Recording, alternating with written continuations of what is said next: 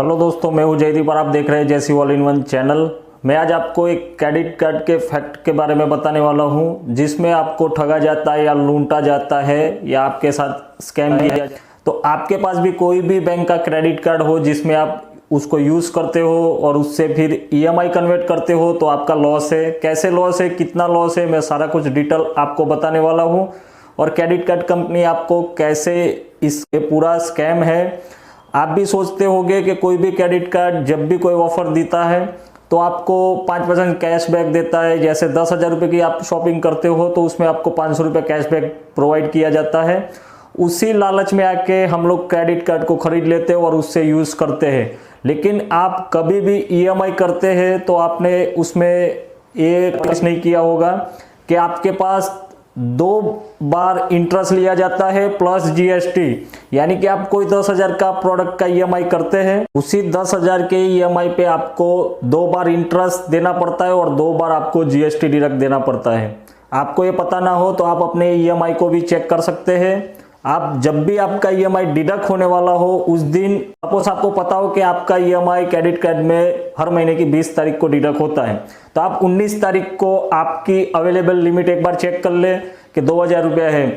और आप 20 तारीख को जब आपका ईएमआई डिडक्ट हो जाए उसके बाद आप देखना आपकी 2,000 लिमिट में से इंटरेस्ट प्लस जीएसटी यानी कि 400 रुपये आपका जितना ईएमआई होगा, जितना इंटरेस्ट होता होगा उससे आप काउंट कर सकते हैं, उतना आपका माइनस हो चुका होगा। और आपने जो ईएमआई हर महीने जो 20 तारीख को कटता था उसमें भी वो इंटरेस्ट और जीएसटी लिया जाता है। यानी कि 2 बार आपको इंटरेस्ट और 2 बार जीएसटी आपको चुकाना है। सपोज आपने कोई प्रोडक्ट खरीदा है, यानी कि 20,000 का मोबाइल खरीदा है जिसमें नो कॉस्ट ईएमआई है, लेकिन आप नो कॉस्ट वाले में भी आपको बहुत सारे पैसे चुकाने पड़ते हैं और आप इंटरेस्ट वाले में आप कोई प्रोडक्ट परचेज किया हुआ है तो आप उसको एक बार काउंट कर ले कि आपने 20,000 का प्रोडक्ट लिया है और उसका ईएमआई सपोज आपने 10 या 12 रखा है, तो 12 रखा है तो आपको तकरीबन 20,000 पे आपको 2,200 रुपये के आसपास ईएमआई आना चाहिए, या तो 2,300-2,400 रुपये इंटरेस्ट के साथ। तो आप उसका टोटल मारेंगे तो आपको 22,000 के आसपास, 22,500 के आसपास चुकाना होगा।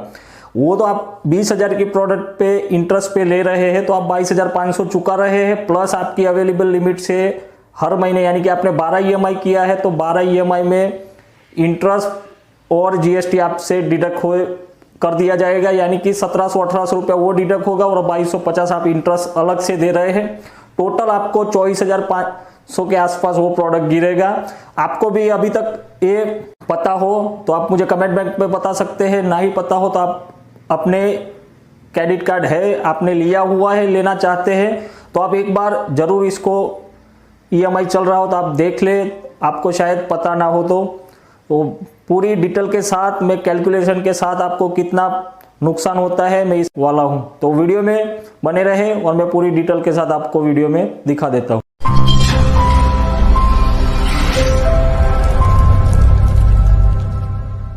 मैं आपको एक क्रेडिट कार्ड के बारे में बताया था कि जिसमें क्रेडिट कार्ड में आपको ईएमआई के नाम पे किस तरीके से बेवकूफ बनाया जाता है या लूटा जाता है, समझो उस हिसाब से मैं आपको इसमें दिखा देता हूं। तो मेरा वन कार्ड का जो बैंक ऑफ बड़ौदा के साथ टाइप है, तो ये मेरा बैंक ऑफ बड़ौदा का वन कार्ड है। तो इसमें भी मैंने ईएमआई किया हुआ है, आप देख सकते हैं यहाँ पे नीचे अभी तक मेरा बिल बन चुका है। यहाँ पे मैंने 5,500 का ईएमआई किया है, जिसमें आप देख सकते हैं यहाँ पे शो करके भी मैं आपको दिखा देता हूँ। 20 सितंबर को 492 रुपये मेरा टोटल ईएमआई है, 5,561 रुपये, जिसमें से 5,070 रुपया के मेरा प्रिंसिपल है और इंटरेस्ट मेरे को 492 रुपया लगा है और प्लस 88 रुपया जीएसटी।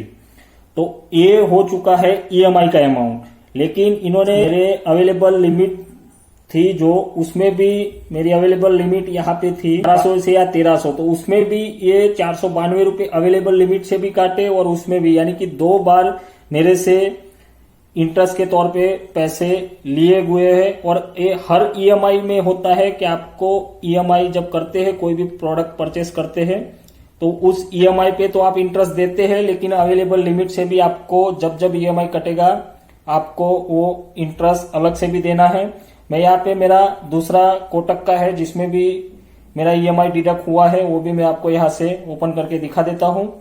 मेरा जो कोटक का अकाउंट है उसको मैंने ओपन कर लिया है। यहाँ पे नीचे आप देख सकते हैं कार्ड वाले ऑप्शन में जाता हूँ और यहाँ पे ट्रांजैक्शन हिस्ट्री में जाके दिखा देता हूँ। तो यहाँ पे आप देखोगे तो अभी यहाँ पे कुछ नहीं है क्योंकि अभी मेरा ईएमआई बाद में कटेगा। तो यहाँ से मैं एक मंथ आपको वापस जाके दिखा देता हूँ। यहाँ से मैंने सिलेक्ट कर लिया, यहाँ से भी मैं वही डेट रहने देता हूँ क्योंकि उसके बाद कोई मेरा बिल जनरेट नहीं हुआ है।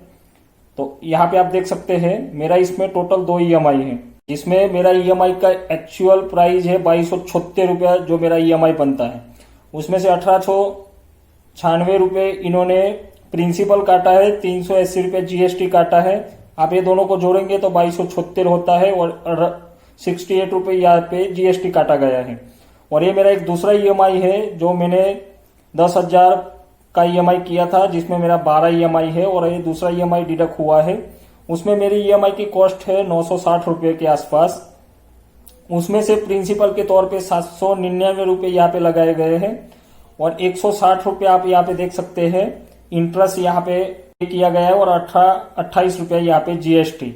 लेकिन यहाँ पे मैं आपको दिखा देता हूँ कि जब मैंने ये सारा कुछ मेरा अवेलेबल था तब यहाँ पे मेरी 2175 रुपया यहाँ पे अवेलेबल लिमिट थी। लेकिन ईएमआई में मेरा जो इंटरेस्ट उसमें भी डिडक्ट हो ले लिया जाता है और इसमें से भी अवेलेबल लिमिट से भी, यानी कि हर महीने मैं ईएमआई के तौर पे जो ईएमआई बन रहा है उसमें तो मैं ईएमआई चुका रहा हूँ, लेकिन अवेलेबल लिमिट से भी वो इंटरेस्ट और जीएसटी डिडक्ट होता है। मैंने इसका एक कैलकुलेशन किया है, वो भी आपको दिखा देता हूँ। ये मैंने कैलकुलेशन किया है, यहाँ पे आप देख सकते हैं 2276 गुने 12 का ईएमआई है मेरा।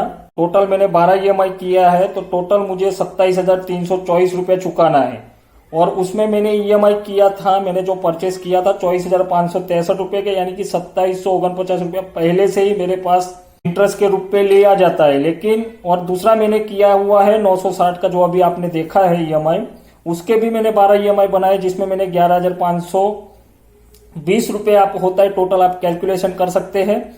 और उसमें मेरा जो मैंने परचेस किया हुआ था प्रोडक्ट उसका ईएमआई मैंने बनाया है 10,355 रुपये का प्रोडक्ट परचेस किया था, उसके सामने मुझे 11,520 रुपये चुकाना है।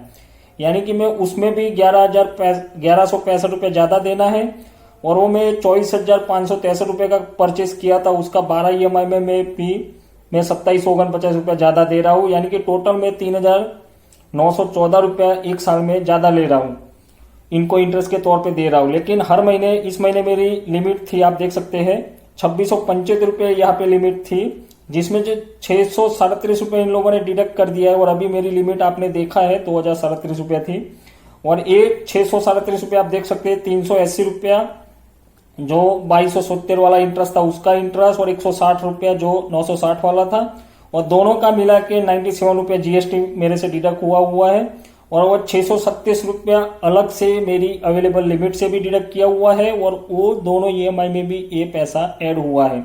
यानी कि हर महीने आपने भी क्रेडिट कार्ड में ईएमआई किया है तो आप ये गौर करके देख लेना, क्योंकि हर महीने आपके पास 2 बार इंटरेस्ट और 2 बार जीएसटी डिडक्ट होता है, इसमें आपका लॉस है। तो आपको इसके लिए कंपनी को कॉल करके पूछना है कि 2 बार इस तरीके से क्यों होता है। मैंने कॉल किया था तो मुझे बताया गया कि इस तरीके से आप हर महीने जो लिमिट बाकी रहती है उसका ईएमआई आप चुकाते हैं। तो पहले हम जो प्रोडक्ट परचेस करते हैं तो वो किस हिसाब से यहाँ पे 2749 यहाँ पे दे रहे हैं और अलग से 2750 यानी कि 5,000 के आसपास ये ईएमआई। तो आपको दिखाते कुछ और है और बताते कुछ और है। ये इसी तरीके से कमा के हमें 500 रुपये कैशबैक ऐसा ऑफर देते हैं और हम लोग इनके दिलासे में आ जाते हैं।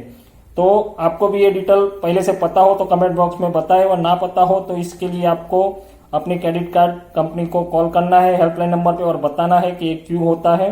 वीडियो अच्छा लगा हो तो वीडियो को लाइक करें, कमेंट करें और अपने दोस्तों के साथ शेयर करें। जय हिंद, जय भारत।